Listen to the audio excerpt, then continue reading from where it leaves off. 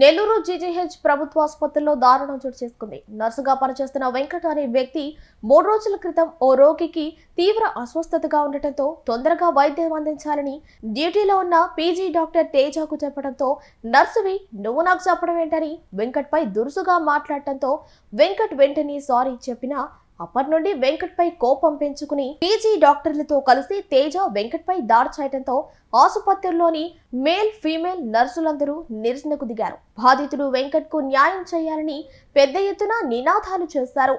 విషయం పెద్దది కావడంతో నాలుగునగర పోలీసులు రంగప్రవేశం చేశారు. నెల్లూరు జీజీహెచ్ ప్రభుత్వ ఆసుపత్రిలో దారుణం చోటు చేసుకుంది. నర్సుగా పనిచేస్తున్న వెంకట్ అనే వ్యక్తి 3 రోజుల క్రితం ఓ రోగికి తీవ్ర అస్వస్థతగా ఉండటంతో తొందరగా వైద్యం అందించాలని డ్యూటీలో ఉన్న పీజీ డాక్టర్ తేజకు చెప్పడంతో నర్సువి నువ్వు నాకు చెప్పడం ఏంటని వెంకట్ పై దురుసుగా మాట్లాడటంతో వెంకట్ వెంటనే సారీ చెప్పినా అప్పటి నుండి వెంకట్పై కోపం పెంచుకుని ఈరోజు సాయంత్రం పీజీ డాక్టర్లతో కలిసి తేజ వెంకట్ పై దాడి చేయడంతో ఆసుపత్రిలోని మేల్ ఫీమేల్ నర్సులందరూ నిరసనకు దిగారు. బాధితుడు వెంకట్ కు న్యాయం చేయాలని పెద్ద ఎత్తున నినాదాలు చేశారు. విషయం పెద్దది కావడంతో నాలుగునగర పోలీసులు రంగప్రవేశం చేశారు. మా ఇద్దరి మధ్య గొడవ ఎందుకు వచ్చిందనంటే క్యాజువాలిటీలో 9 బెడ్స్ ఉంటాయండి.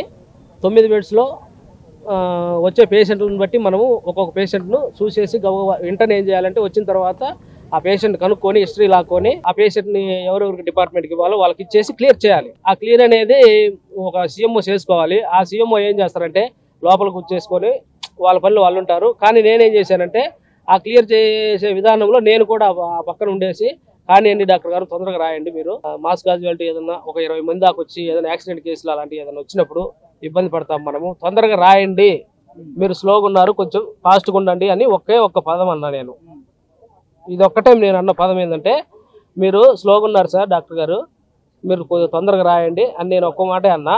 ఆ మాట అంటంతో ఒక 10 feet దూరంగా ఉన్నాడు అతను. అక్కడి నుంచి ఫాస్ట్గా వచ్చేసాడు నా మీదకి. ఫాస్ట్గా వచ్చేసి తూలుకుంటూ వచ్చేసి నా మీదకి కొట్టేంత విధంగా వచ్చాడు. నేనేం చేశానంటే నేను ఒకవేళ కొడతాడేమో అని చెప్పేసి నేను ఇట్లా చేయబెట్టాను. అంతేగాని అంతకు మించి ఏం లేదు. అది అయిపోయిన తర్వాత ఇంకా అన్నాడు కదా, అన్నమ్మటే నీ చేతనైతే నువ్వు డ్యూటీ చెయ్యి, నీ చేత కాలేకపోతే నువ్వు బయటకు వెళ్ళిపో అన్నాడు.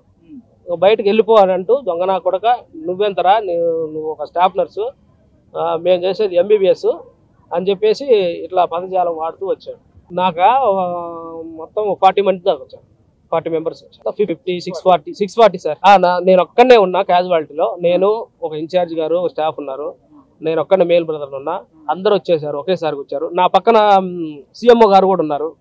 సీఎంఓ గారిని కూడా అడిగాను నేను. అనురాధ మేడం గారు నా పక్కనే కూర్చోన్నారు. ఈ విషయం అంతా నిన్నటి నుంచి ఆమెకు మొత్తం A to Z ఆమెకు తెలుసు. ఎందుకంటే నిన్న భాష సార్తో మాట్లాడేటప్పుడు కూడా మేడం భాష సార్తో అప్పుడు వివరించేటప్పుడు మేడం కూడా తెలుసు. అదంతా మ్యాటర్ అయిపోయింది. అయిపోయిన తర్వాత మేడం కూడా నేను అడిగాను, మేడం ఏం చెప్పారు మేడం పర్సనల్గా మీరు లోపల ఏం చెప్పారనంటే ఏం లేదులే, అలా నిన్న జరిగింది కదా, దాని ఏమిది అయిపోయిద్దిలే అది అని అన్నారు. అది అయిపోయిన తర్వాత ఇంకేం కాదులే, నీకు ఇబ్బంది ఏం లేదు, డ్యూటీ చేసుకోవాలని మేడం అన్నారు. మళ్ళీ తర్వాత ఇందాక వాళ్ళు 40 మెంబర్స్ వచ్చిన తర్వాత మేడం కూడా పక్కనే నా పక్కనే ఉంది, సీఎంఓ మేడం ఉంది, అనురాధ మేడం. మ్యామ్ నిన్న అయిపోయింది కదా మ్యామ్, కాంప్రమైజ్ అయ్యాం కదా, మళ్ళీ ఎందుకు వచ్చారు మ్యామ్ అంటే సరేలే మళ్ళీ ఈరోజు కూడా అదే చెప్పేసి వాళ్ళకి సారీ చెప్పేసి ఏముందాడా అయిపోయింది అని మ్యామ్ అన్నారు.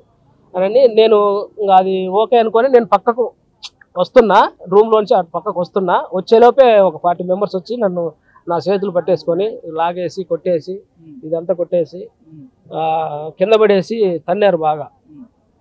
బూడి కాలుతో తన్నేసి నా కొడక. సూపరింటెండెంట్ మేడం నాతో ఏం మాట్లాడలేదు, ఊరికి చూసి పల్స్ చూసి ఎట్లా ఉంది అని చెప్పారు అని, అంతేగాని నాతో అయితే సూపరింటెండెంట్ మేడం ఏం మాట్లాడలేదు. ఫర్దర్గా అంటే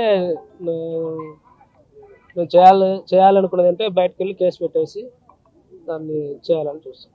ఇట్లా వాళ్ళంతా హౌస్ ఏజెంట్స్ అంతా వచ్చిండారు అనేసి సరే వచ్చి చూసేసరికి అంతా గుంపులుగా ఉన్నారు క్యాజువాలిటీలో. నేను మా వాళ్ళని ఏందమ్మా ఈ అబ్బాయి వీళ్ళంతా గుంపులుగా ఉండరు, వీళ్ళ వాళ్ళ అడ్మిషన్ అయ్యి ఉండారు అనేసి అడిగాను. లేదు మేడం ఇట్లా అనేసరికి అంతే అట్లా మాట్లాడుతూ ఉండాను. ఇంక ఈ అబ్బాయిని అట్లే లాక్కొని వచ్చేసి లాక్కొని వచ్చేసి ఇంకా ఈ కళ్యాణ్ స్టాఫ్ నర్స్ కూడా వచ్చి ఈ అబ్బాయిని పట్టుకొని సేవ్ చేయనట్టు ఇద్దరిని పడేసేసి ఆ అబ్బాయిని అసలు ఎట్లా కొట్టినారంటే అట్లా అంత భయంకరంగా కొట్టేసినారు. అసలు ప్రాణాలు పోతాయేమో అనేది కూడా చూడకుండా అంత చావు కొట్టినారు. అసలుకి అట్లే ఒక తల్లిగా నాకు కడుపు అట్లే మండిపోయిందండి నాకు మాత్రానికి. కాబట్టి ఖచ్చితంగా మేము కేసు పెట్టాలనేసే ఉండం.